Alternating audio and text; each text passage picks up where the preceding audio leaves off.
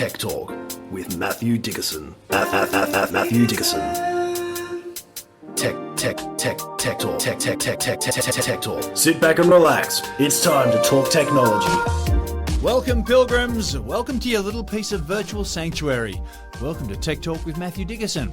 Now, in today's show, we're leaning into the AI space once again. It's souping up the movie industry and it's going to bring plush toys to life. We've got the latest in adventure kit for you to try on. It's thermo-regulated by your own sweat, another borrowed idea from nature nonetheless. And we're off to the Olympics of 2100 to take a sneak peek at and see how they're breaking records in the future. But more of that later. First, here's the man of the moment, Matthew Dickerson. Welcome to the microphone, Matt. Thank you very much. Now, I was reminded this week that your kids are progressive, typically. They're full of new ideas. They're innovative. We've tried to raise them, right? That's right.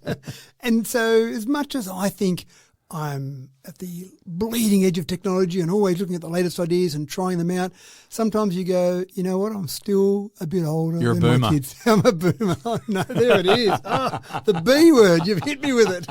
Anyone over 30 is a boomer, right? Oh, it's terrible. So I spoke to one of my kids the other day, and she asked me about a projector. She wanted a projector for her room just when she goes to bed at night sometimes just to watch something. I said, oh. So you didn't pull out the old reel-to-reel thing, did you? No, not that sort of projector, no.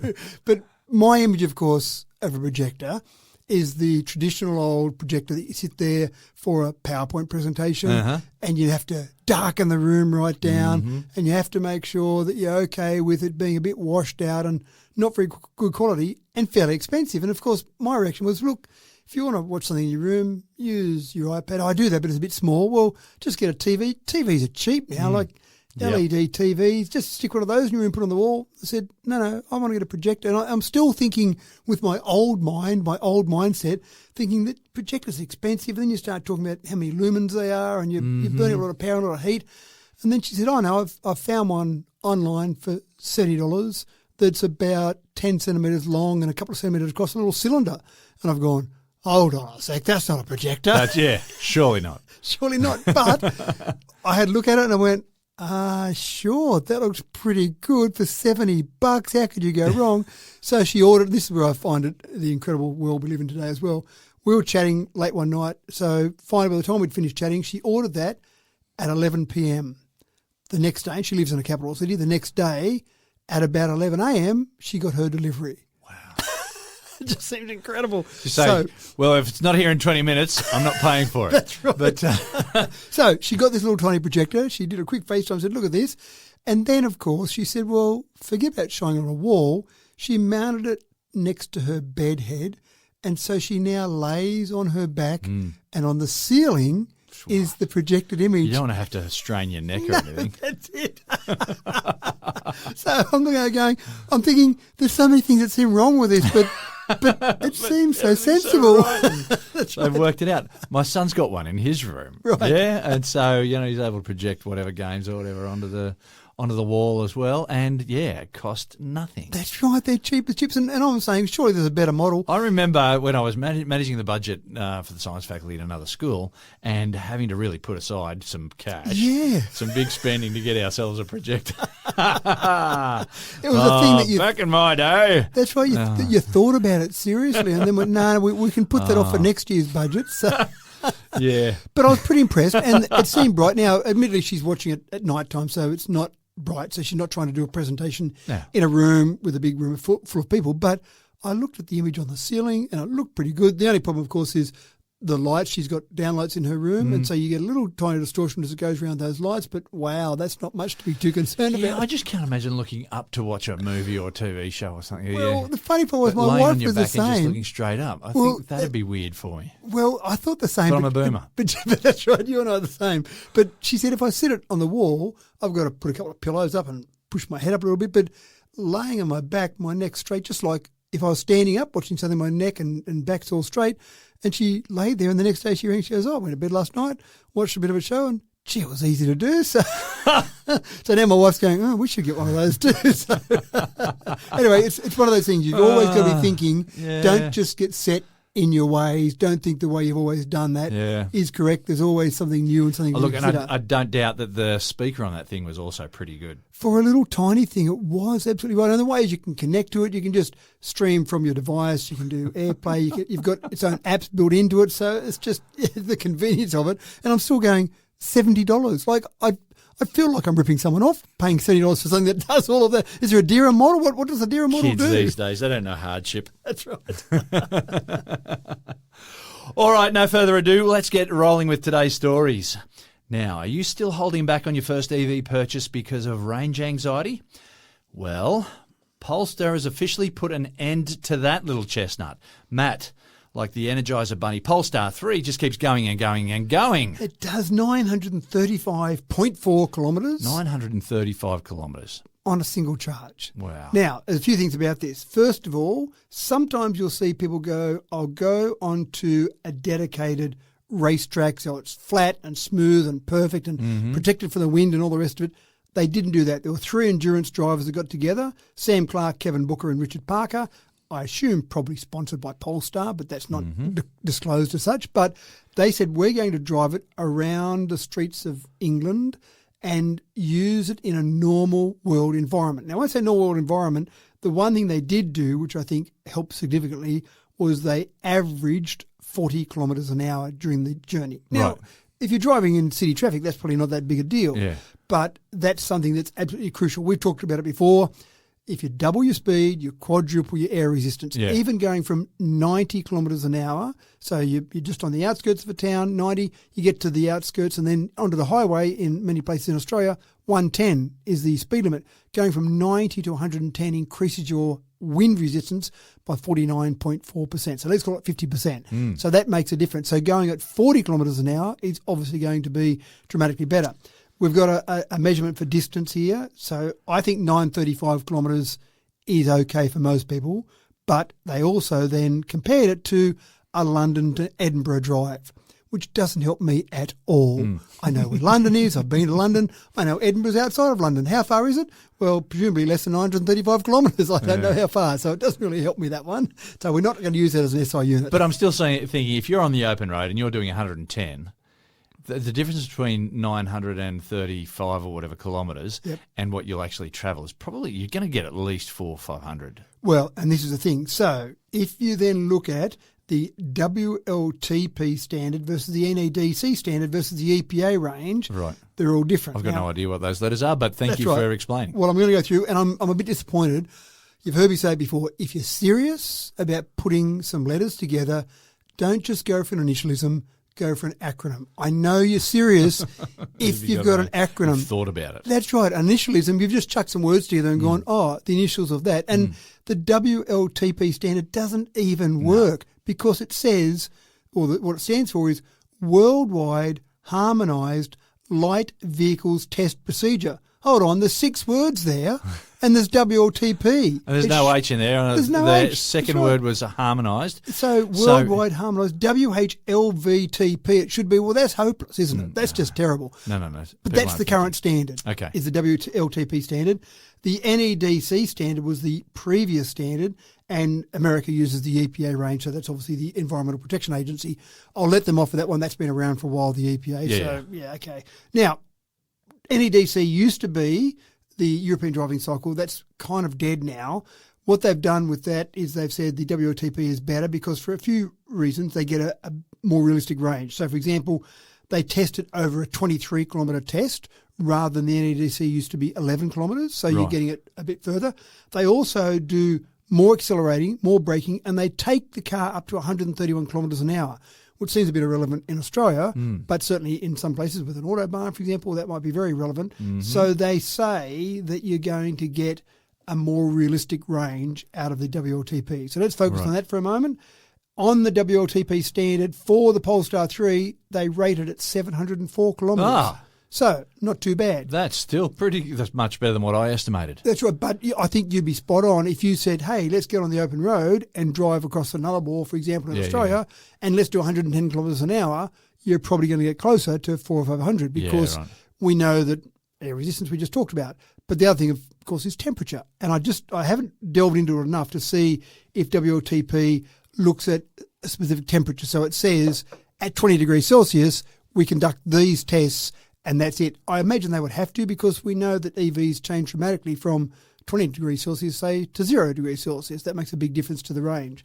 But you're right. All of that having been said, the bottom line is EV range is getting better. That's a very complicated, long way of saying EV range is getting better. It's just, and we expected it to, didn't we? Well, it seems bleedingly obvious. Car manufacturers are not going to go, oh, well, we seem to get 400k. That'll do you a lot. Just be happy. Technology's hit its ceiling. We can't go any better than that. It's impossible. That's right. So why would we try? Now, the EPA range on that same 704 is 563 kilometres. And the EPA range typically is more highway component of the test, so they typically are a bit lower. And maybe you would say that's a realistic range on the highway as well. Again, even if you're on the highway, you're probably not getting to 110 and staying there the whole time. You've got towns to go through, you've got cars you catch up to, slow down, you have to overtake them, etc.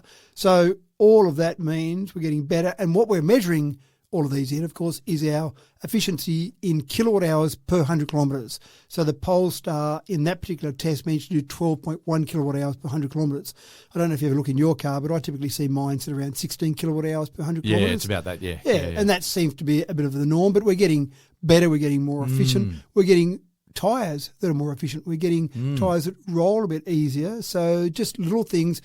And we're taking more notice of it now because in the past, who cares? Just put a bigger petrol tank on or just put up at a service station more regularly.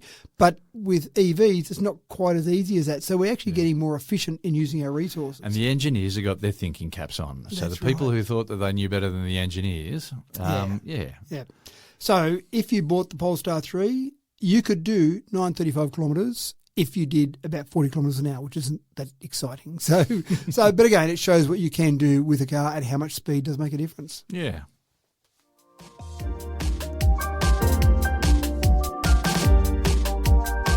All right, moving on to some more developments on the EV front, this time from the VW camp.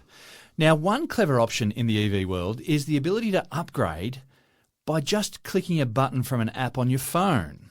Now, this happens in a lot of different EV models, but, Matt, VW ID3s now have the ability to power up with a simple touch of a button. It does sound like a game, doesn't it? Power up. Run over this. Press this button. Upgrade. I want a better car, so I'm just going to press a button on my phone. That's right, and It'll pay a cost bit you, for but- it. Yeah, That's right. So in this case, extra power will cost you £16.50 per month to have a bit of So extra it's a power. subscription rate. It's not a one-off. Subscription rate, yeah, that's right. Now, they Okay. do offer a one-off, but I think the idea here is I'm driving my car into work in congested traffic. I'm living in London, for example, and it's all very congested. I managed to do 20 or 30 kilometres an hour. I really don't need to be able to accelerate faster from one set of traffic lights to the next. But, wait up, I'm going across to Europe for a bit of a holiday. I'm going through some Alps. I'm going through some hills. I wouldn't mind a bit of extra power. I'll just power up, as you say. For a month? For a month. Pay £16.50. That's nothing to get a bit of extra performance. Yeah, wow. And what it gives you is you'll take this particular model from 148 kilowatts to 168 kilowatts. That's a reasonable boost. And you'll go from 265 newton metres of torque up to 310. So both of those sound like they make a bit of difference. So that's not too bad. Yeah. The idea here is how can I, as a car manufacturer, make my ticket price more attractive? We've always seen that ticket price competition, $19,990, drive away, whatever it might be. So if you can add features on with a subscription, then it does two things. It makes my ticket price more attractive, but also, as a car manufacturer, in the past, I got a hit with a sale and then, nothing. So then they come up with servicing. Make sure you do a genuine service. Otherwise, you won't have warranty on that car. So I got a bit of a hit, but I was still relying on you, the consumer, to bring it in for services at regular intervals to get a bit of ongoing revenue. So the subscription model might be there. And we've talked about it before where BMW trial, I'm not sure if they're still doing it, but I remember we did the story on heated seats. They actually said it's cheaper, more efficient for us to manufacture the same seat for every vehicle. But we know that car manufacturers charge a lot of money for add-ons that we know don't cost that much. Yeah. If you want heated seats in a car, normally you might pay $1,000 for that extra option, or heated steering wheel, $1,000. You know that it probably costs them $20 extra to put it on. But with this model, they said, we'll just manufacture every BMW with the same seat. And if you want the extra option, just turn it on with a subscription. Again, winter, turn it on. Summer, leave it off. Save us some money. Mercedes-Benz tried a bit with the performance as well, a bit like VW have done. Well, we got offered one Christmas, a couple of Christmases ago, to have a free trial of the autopilot feature for our Tesla. Yeah, there you go. Yeah, I didn't take it, just in case I liked it so much that I went to buy it. And it was expensive to actually buy, but yeah. And how many features there? What sort of base model could you buy? Let's say we've got a model, no radio, no air conditioning, less power, a whole range of different options, and make the car really cheap. Yep. And then knowing that most people go, I wouldn't mind a bit of air conditioning. I'll flick that option on, and before you know it, you've paid a bit more for it all. So that's certainly an option. The other thing that I think is interesting about this whole concept is that the performance doesn't affect the range. And of course, naturally, we would think that. You would think, you've got more performance, then surely that's going to affect the range. But that's old petrol thinking. That's old internal combustion engine. And I remember when I bought my first Tesla, and that's not long after that was when they introduced the go slow mode. So if you remember, cars were high performance and some people complained to Tesla going, it's too powerful. Yeah. So they introduced a snail mode or a slow mode, which basically cut the power in half.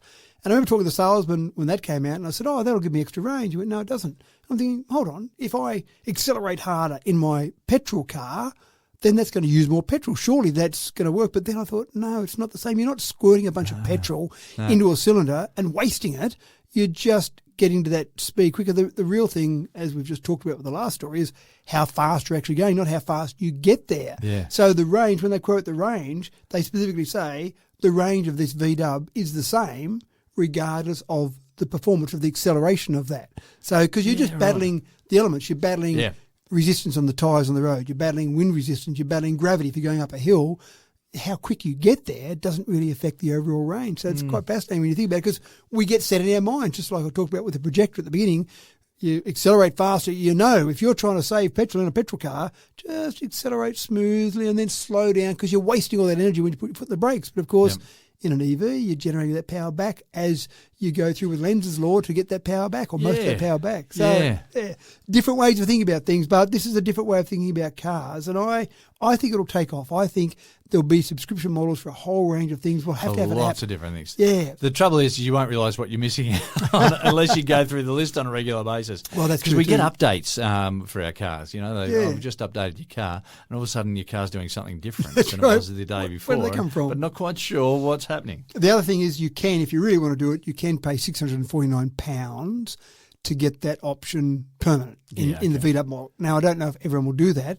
And the interesting part about that is that's tied to the car, not the user. Whereas I remember the first Tesla I bought had unlimited supercharging for life. Wow, that's attractive, until I sold it. And the new owner lost that feature, which I did work out. I told the person that bought it off me that he wouldn't have that going forward. He went, sure. And I went, look, I've researched it and you won't. And so basically it was tied to the owner. So when they say for life, maybe a little bit sneaky there, life of this particular owner, not the life of the car. So, but this one does stay to the car in VW's example.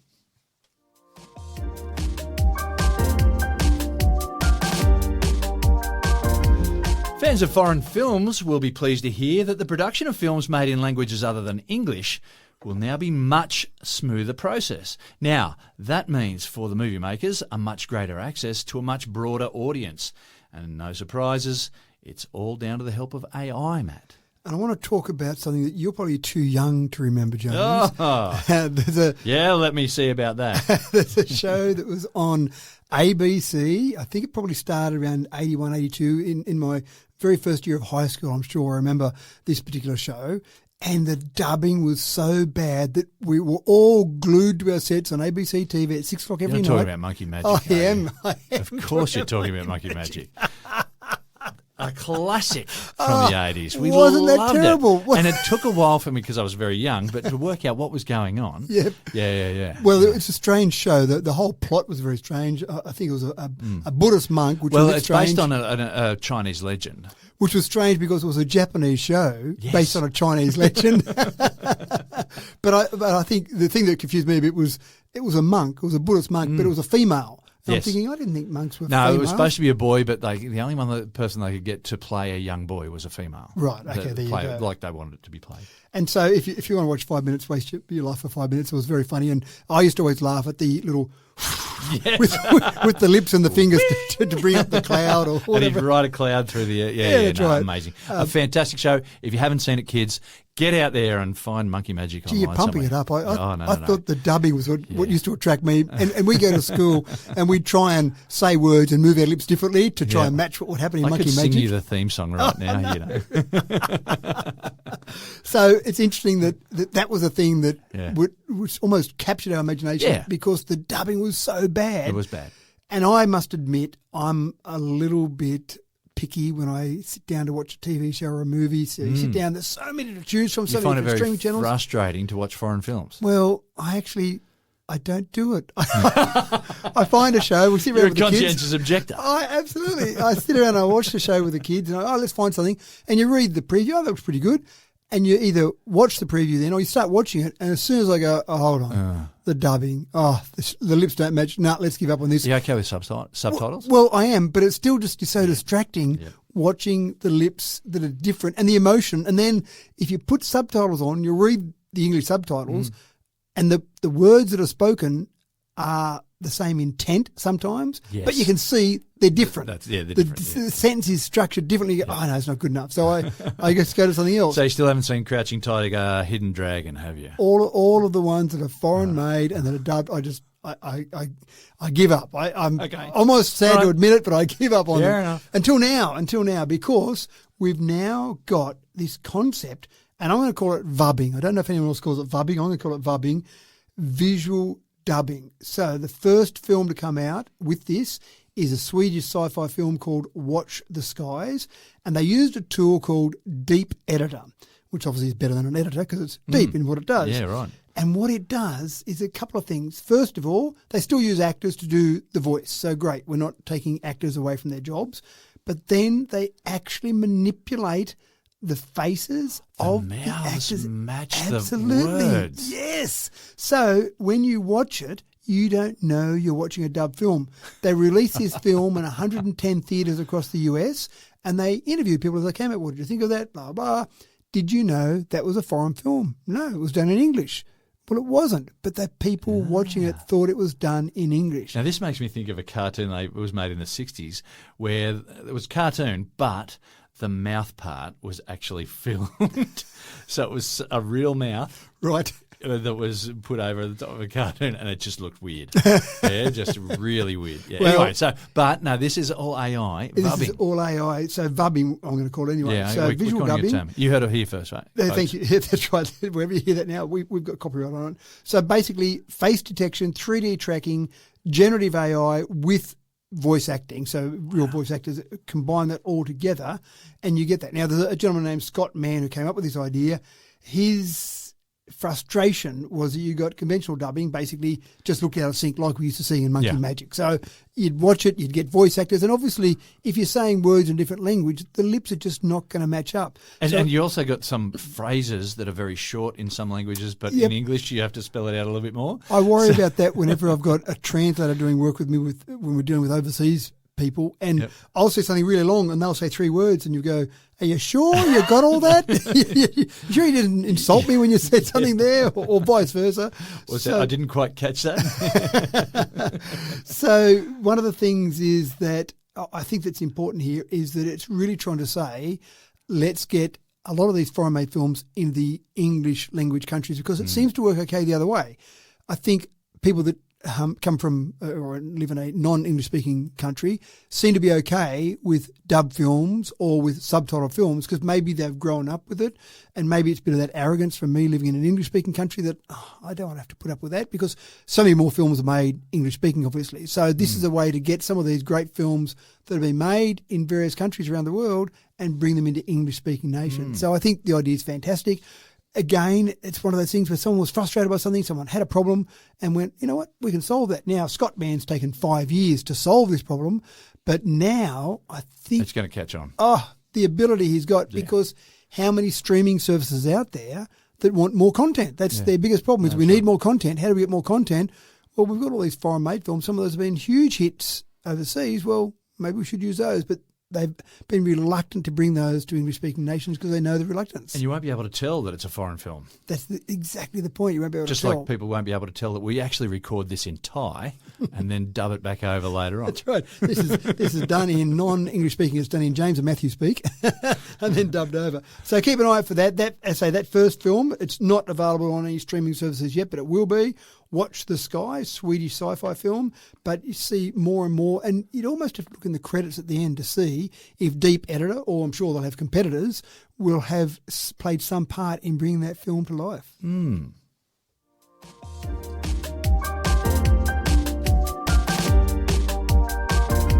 Now, my wife insisted on showering my kids with cuddly toys when they were young. Now, I was never against them having one or two, but hey, look, I loved my panda teddy when I was 3 years old. But now we have crates and crates of these plush toys taking up precious space in the garage.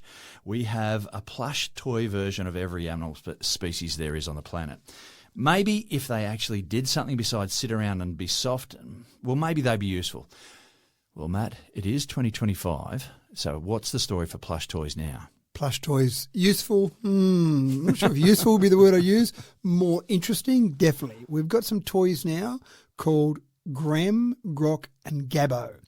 And what these three toys will do is they will allow your children, or what the heck, you if you want, to have a conversation because these are connected via the internet, via Wi-Fi on each device to AI. So now the thing that will be frustrating for us, our kids are both old enough that they're probably not thinking that Mum and Dad know everything now, but our grandkids at some stage in their young lives will think, gee, Dad, you know everything. The problem will be is they'll have a little toy there that actually does know everything. Yeah, wow. So we'll be saying, well, actually, this is how the Earth works. Well, I asked Grem Dad or Granddad, and Grem told me it's like this. Well, yes, that is pretty accurate as well. Plush toys with access to the internet. That's right. So one of the things that they're trying to do, and I'm a bit in two minds about this one, they're saying we want to get kids away from screen, less screen time, want to get kids to be able to interact with toys, to use their imagination, and then you give them a toy that you can actually have a conversation with and get real answers back. So I just wonder whether we lose some of the imagination when people set up their toys and they actually have the conversation with the toys. They put the voices on the toys, they make them have the interactions rather than a real interaction. I wonder if that creativity starts to die away with something like this. I suppose it's better than screen time, so it's better than popping kids in front of the TV and saying, here you go, watch that. Go and play with your toys. And, of course, you're pretty comfortable in knowing they're G-rated. So if they start saying, how are babies made, you're probably not going to get realistic answers. That might be where go and ask Granddad that one. Yeah, right. Thanks very much, Gabbo, for doing that for me. So I think the idea is interesting, but I would just like to see it in practice and see how much kids interact with these and almost start to get the stage where they don't have an imaginary friend anymore. They've got a little plush toy that's a friend because they're going to have conversations. And we've spoken before that I start to find myself having conversations with an AI tool, thinking it's my friend, saying please and thank you and getting compliments because I picked it up on an error. I just wonder how much you develop a friendship with one of these toys rather than real people. There's a weirdness about it. It is. That's going to be normalised very soon. I think you're right. No, I'm sorry, Dad. I can't come to the kitchen table. I'm still chatting with my Grok and just having a good chat there. Well, you can chat to me. No, you're not as interesting, Dad, as Grok. Anyway, keep an eye out for them. I'm not convinced, but $99, they're probably going to be a big hit around Christmas time. US $99. I can see them being a big hit around Watch Christmas this space. time.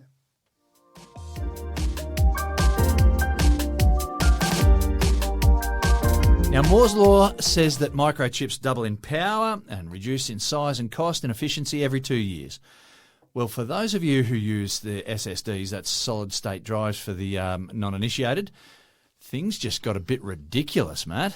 They did, and we've been pretty comfortable with SD cards and micro SD cards as a way to store data. USB was fine. You plug that in and it was okay for speed and you transfer some files. But and they seem to get smaller and smaller, those USBs. They do, but they're still relying on the USB port. Yeah, that's right. And we've got USB-C now as well, so you can use that. But we've kind of gone to, for anyone that's using data in a fairly large way, this podcast right now is being recorded on a micro SD card. The device I'm using to record this is a micro SD card compatible, and that's what it's being recorded onto because they've got decent size storage and they're decent speed, but we're getting files that are bigger and bigger now, in particular video files. when you start talking about 4K video files, I did an edit for a theatrical company just recently, and the final edit of that video was 38 gigs in size. So that's starting to get to be fairly large. That's a chunk of memory. You start transferring that around on devices, you want a bit of extra speed. So microSD's been okay, but typically microSD express cards are topping out around 980 megabits per second. So that's reasonable speed, but when you start transferring 38 gigs, that's going to be tough.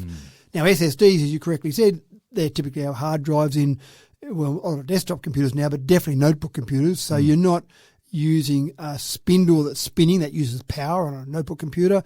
You've also got something that is reluctant to move. You have a spindle spinning at 5,400 reps per minute or 7,200, and you've got an arm that goes back and forth across that, reading the data, which is fascinating to watch. You don't want to move that around too much while it's doing all of that. So in a notebook, having an SSD has been the standard for some time now because you don't have moving parts in it. It started to move to desktop computers, even servers, again, more reliable but expensive to go larger. But we haven't used them for portable devices because they're a bit big to just have as a little portable device. So one company now has come up with a 15mm by 17mm by 1.4mm device that is an SSD. So sorry, just got to process those numbers. So we've got something that is tiny. So it's similar to a microSD card, if you like, or the SI unit they used in the story that I read was a US penny. Oh, right. So okay, that's a standard. Standard size for that. Fair enough. But I would tend to think of it about like a microSD card. Yeah, so right. similar in size to that, but giving you the speed of an SSD, so giving you speed around 3,700 megabits per second. So essentially going to the same sort of speed compared to the microSD card, about 4 times that sort of speed, and the same sort of speed as an internal hard drive. So that's using NVMe 1.4. So that's the kind of standard that you see for SSDs. That's non-volatile memory express. 1.4 is the version. So that's what we often have for our hard drives inside our notebook computers. So a little device that's a similar size to a microSD, and they do it like a SIM card on a phone. They've got a tray. You pop it out, you put it on the tray, you put it in on that tray, so the elements will line up exactly in terms of where the contacts are on that. So the downside of this is that it's only one company that's made this at this stage. We need it to be an industry standard. But often that's our industry standard start. You'll get someone who comes up with something, proprietary format, and then someone else says, gee, I wouldn't mind using that as well. Sure, pay me a license fee. Let's have a collaboration of a range of different IT companies, and let's come up with a standard, and then you've got everyone using it. So you've got different notebook manufacturers, different devices, different cards, etc. So it's pretty exciting for anyone that uses large files and needs to transfer those files around from time to time. The thing that worries me, though, is when they're tiny little, they're easily lost, right? So, and this, it's storing so much data that you don't want to lose that. No, you don't. It's a good point. And they are made... At least when they're big, you can go looking through your cupboard, there it is, I can find it easily. But That's when right. someone puts something on top of a penny, it's easy to lose. And they're made to be robust, so they're IP68 rated for dust and water resistance, so that's pretty impressive. They can survive a fall from 3 metres, but I think they can survive a fall from a much higher height, but 3 metres they're rated You at. want to test it? Yeah, that's right. So, again, they're made to be pretty robust, but they need some sort of tracker on them, don't they? That's right. They do. If Some they've sort of got holder. that much memory, surely some of that memory could be a tracker. That's right. And a holder, maybe a large holder that you put them in that you can't lose easily, and you just pop it out and move it around. So Something the size of a briefcase. Yeah, that's right. That should be easy. That you're not going to lose that so easily. So essentially, pretty impressive for storage of data. And again, lots of ways we can use that storage.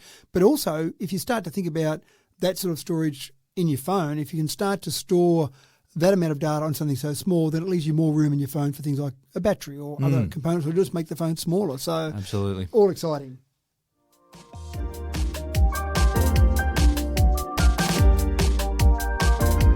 For the outdoorsy types, it's been a while since something truly revolutionary hit the stores. Now, I remember when Gore-Tex super dry jackets took off in the 90s and how big they were then. Well, we keep saying that there is big money in material science, and there's a new material to get your hands on here, made from Bacterial-Cellulose, no less, that changes its thermoregulation when you get sweat on it. Matt, this is a big one for the adventure seekers. I like how you rolled it out. We keep saying material science. James Eddy, quote, 2020. So I attribute that quote to you. Whenever I say that, I say, James Eddy says, the future is material science. The trick is to find something people need and then suggest to them that they need it and then prove to them that they need it. That's right, and then produce enough of them that you make money out of it. So bacterial-cellulose membranes, that's the next thing to have. And I think this is right up my alley. When I go for a bike ride early in the morning, I put a nice warm jacket on. Yeah. But I don't ride for very long before I get a bit sweaty, and then I've got to unzip or sometimes even take off the jacket, which is all a bit annoying. I'd rather just some sort of jacket that changed its thermal properties as I rode. Surely I'm not asking for too much. Well, not anymore. Not anymore. In the past I would have, but this particular membrane varies in thickness from 13 millimetres down to 2 millimetres when it becomes moist. So that's fairly dramatic. It shrinks when it becomes moist. That's right, and moist from our sweat, so you don't need to go out in the rain. So we think of sponges, and sponges expand, and there's no surprises there. Yeah. But this shrinks when it gets moist. Pretty cool. I think it's amazing. It is. So it basically enhances the thermal regulation capability by 82.8% compared to a normal textile. So you get wet, you sweat. So my example, I'm out riding my bike, I get sweaty and it actually gets thinner and lets more air flow through. I can lose some of that heat easier. I don't need to unzip or take my jacket off. I just let the actual material itself regulate the heat. Again, it is stealing an idea from nature because kind of that's what we do. We sweat. We don't shrink as such, but we sweat and that helps us cool down. But in this case, the sweat is actually letting the jacket itself change its properties. So I'm quite fascinated by that, and then start to think about all the different applications you might have for that where you can regulate heat. Forget a jacket that we wear. Maybe you could regulate the heat in some properties on a house or on a vehicle or a whole range of other things. Now, I'm not saying they sweat, but if you've got a material that can change that much from moisture, how else can you regulate the temperature of the material? So it's quite fascinating. Amazing. They've got some more testing to do. They've got to test how many cycles. They've tested for 200 shape-changing cycles so far. It seems to have worked so far for 200, but you want your jacket to go more than 200. You want 1,000, 2,000, so they've got to do that. They've got to see how long it remains stable, so 12 hours per cycle at this stage. They seem to be able to do that, and really want to test it in extreme cold and very humid conditions, because if in a humid area, how much does that moisture absorb into it and change the shape compared to my sweat? How much moisture does it need to do that? So a bit of testing to go, but at this stage, quite fascinating where we're headed with some of these materials.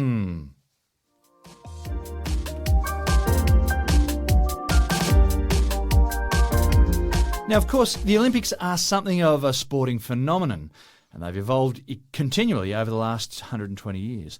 The first Paralympics, they were held in 1960. They're now a standard chapter in the Olympic tradition. Now, having tried to stave off professional competition for the longest time, the grip on amateur competition became impossible to hold off after 1992 at Barcelona, when basketballs officially busted the seal. Well, the next step in evolution, Matt, is now time for robots to take their marks at the starting line. The World Humanoid Robot Games were just held in the middle of August. 500 humanoid robots, 280 teams competed, 26 different disciplines, 530 different matches. Wow. And they had things like running races, soccer or football to those living in Europe, kickboxing, gymnastics, table tennis, long jump. People paid money to go along and watch that. They had them in some Olympic stadiums. They had them in the National Stadium and the National Speed Skating Oval.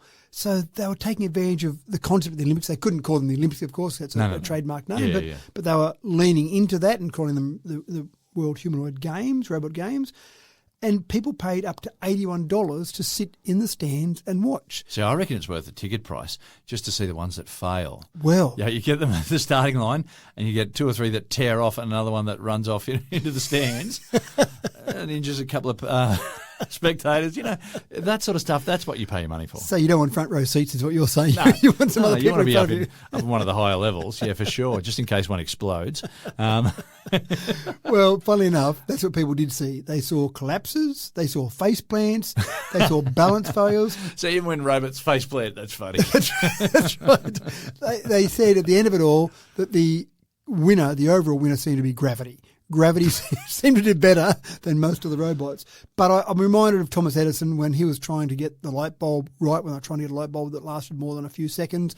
And a journalist at one stage said, "Well, Mr. Edison, you failed." And he said, "I haven't failed. I've found 10,000 ways that I know now don't work. That's right. So I think this is where we're headed with robots, even though it looks quite amusing. And even the winner, for example, of the 1,500 metre race did it in 6 minutes and 36 seconds.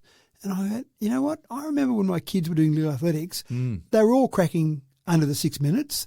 And when I used to go and do some training runs with them when I was a little bit younger, I could manage to crack under 6 minutes. And this does 6 minutes 34. I mean, that's reasonable. 4 minute 23 per kilometre. So that's reasonable. If you're a park run runner, then you're pretty happy with those sort of times if you're running those times over 5Ks. But over 1,500 metres, there's a lot of casual weekend runners that could do that and beat a robot. Oh, gee, that's pretty impressive. Yep. But it's all about where we are today. And some of the things they had them doing, I was quite impressed with. So, for example, they said one of the competitions was sort out some medicine. So they had various medicines they had to sort out. So it wasn't just a running race, it was some practical world skills. Much less of a spectator sport, though. Well, look at how fast the Panadol's been sorted there.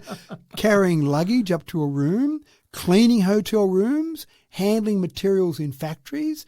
And so to give you an idea of some of the failures, if you like, one robot needed 17 minutes to take out 9 pieces of rubbish in a hotel room. So sounds like my son. Picks up one piece all the way out to the bin, drops it in. Yep, that's it. So this is the thing. It's kind of, well, that's not great. And if I'm a person who cleans hotel rooms, I go, well, my job's pretty safe. But that's today. Next year, I'm sure there'll be another humanoid robot games, or maybe in 2 years' time. And there'll be robots who do it much faster than that. And then the next year will be better again. One robot. And I'm just wondering about the stadium seating for the cleaning up a hotel room. You don't need to be popular. Got a hotel room set in the middle of a big track and field. Yeah, no, I'm paying tickets for that. Well, maybe what you do is you'd have 10 identical hotel rooms set up in the middle of the stadium, and then you're watching the 10 robots go for it and fall over and do things. One robot took get tangled up in the sheets. That's right, trying to get those corners perfect. One robot took 5 minutes to sort out 3 boxes of medicine. Not that efficient, but again, this is all in the early days. So the gold winner in the cleaning a hotel room, did it in 8 minutes and 21 seconds. Right. So still pretty slow. But again, where are we headed? China is targeting global leadership in humanoid robotics by 2027. So again, they're saying 18 months away. They're saying what can we do to make this better? And they did, a bit like Thomas Edison, they did say that failures were positive because each time a robot fell over, each time a robot couldn't do something, they go, right, what do we need to do with that robot to make it do it better? Because ultimately, they all want to know when they can sell Matthew Dickinson a robot to do the housework in his home. That's what I think all of them said at the end. Is Matthew Dickinson ready to buy one yet? Not if it's taking 17 minutes to throw away 9 pieces of rubbish. I want it better than that. And I take the point that maybe kids are that slow, but if I'm going to pay for one, I'll pay a lot for my kids, I suppose, too. So we're probably a few years away from getting that point, but at least we're going down the path of trying to get better at it. So maybe next time I might duck over to try and have a look at the humanoid robot games.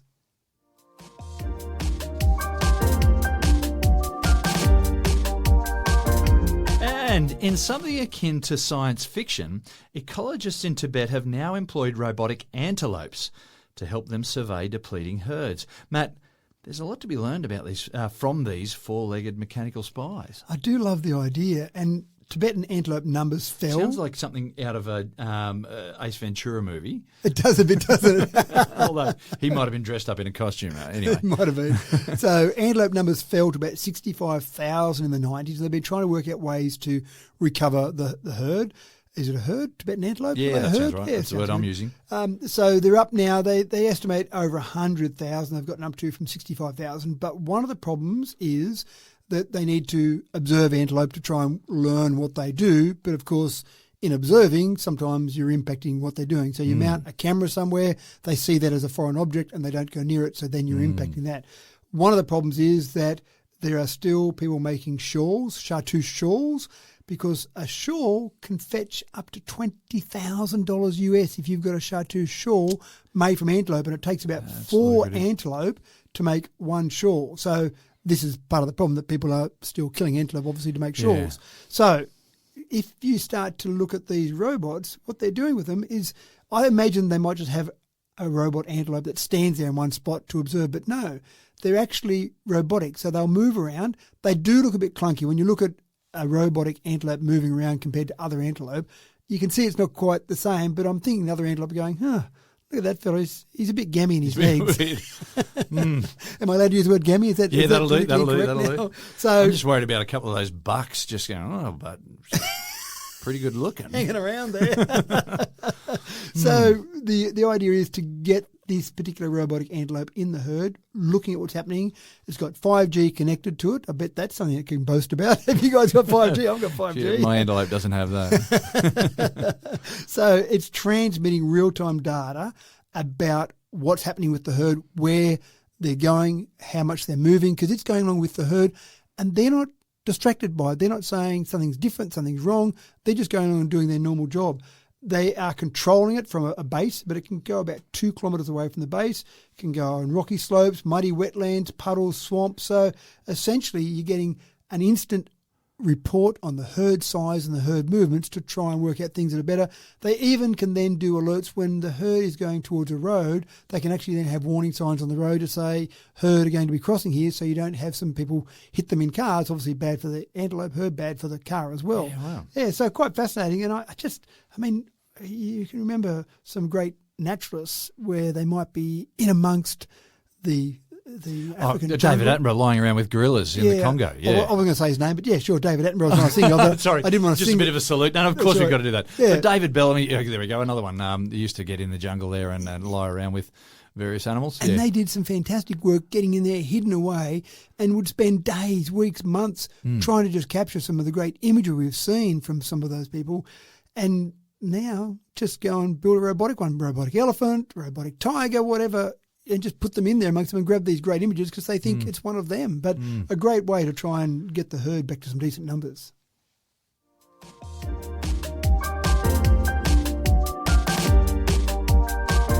An emergent material on the renewable energy scene is the black metal of solar thermoelectric generators. Now, have you heard of those yet? They're not quite up to solar voltaics at this point in time, but Matt, there are some promising early signs at least. And you know it's serious because there's a decent acronym. Solar Thermoelectric Generator, STEG. Someone thought about that, and they've come up with something decent. Now, in the past, STEGs weren't that exciting because you could produce about 1% of the sunlight that hit your STEG into electricity. Now, we've talked about solar panels. Typically, 20% is the standard, but we know we've seen development up to 24, 25, maybe even to 28%. Yeah. So if someone says, put a solar panel on your roof, you can have at least 20% of the electricity or the sunlight turn into electricity, or 1%. I'm going to go, let me think about that for a while. Yeah. I think I'll take the 20%, thanks very much, which is logical. What they've worked on in the past, and this is probably a bit like I talked about with my daughter at the beginning, sometimes people think about things in a different way because in the past they've worked on the semiconductor that's between or in the middle of this STEG. And how a STEG works is you've got a differential in temperature between one side and the other, and the semiconductor in the middle uses that differential in temperature to produce electricity. So there's been lots of work done on the semiconductor, and people have worked on that, and how can we get that better? And they might get to 1.1% or 1.2%.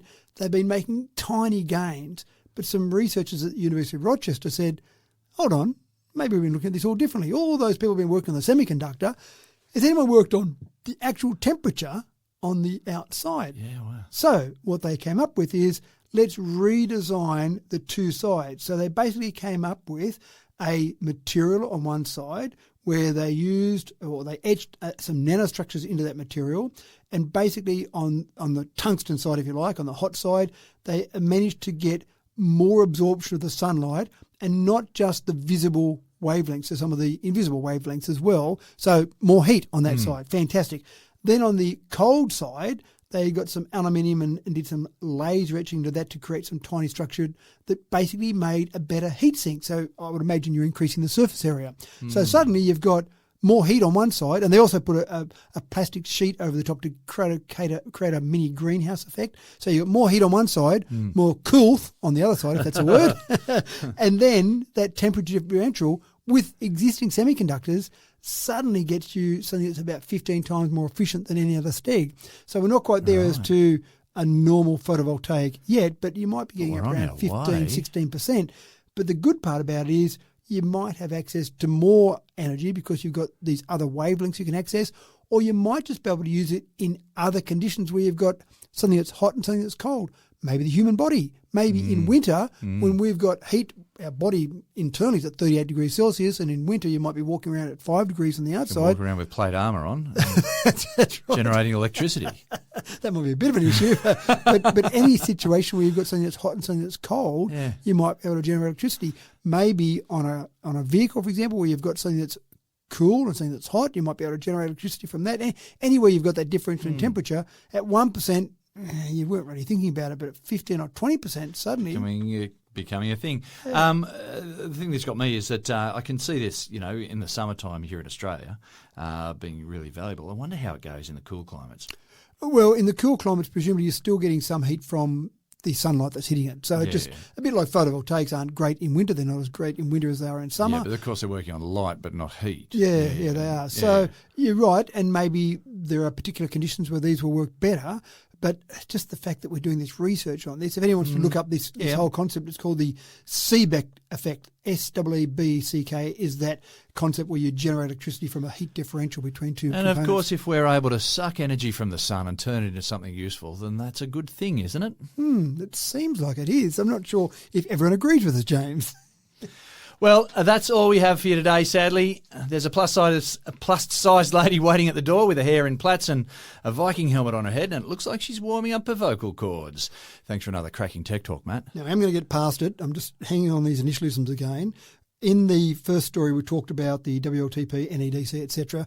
I just want to point out as well that if you're going to call something, don't use the word new. I'm fixated on these initialisms and acronyms. New. So the NEDC standard, which is the standard we don't use anymore. You shoot yourself in the foot, don't you? The N in NEDC stands for New European Driving Cycle. Don't call something new, because how long before that new is old? No foresight whatsoever. That's right. So at least in the WLTP, not enough letters, but at least they didn't use the word new in that one. Exactly. So they've got one tick. They've got one part right there. Thanks for tuning in once again to Tech Talk with Matthew Dickerson. Tech Talk is brought to you by the power of fresh air and sunshine and the miracle, of course, of fibre optics and Wi-Fi and all the good things that come with the modern age. I'm your host, James Eddy, bidding you a happy and productive week ahead and looking forward to our next chance to meet up in a week's time. Don't forget to do all the right things like subscribe and hit the like button and bring along a friend for the next time round. Until then, take care and we'll see you when we see you.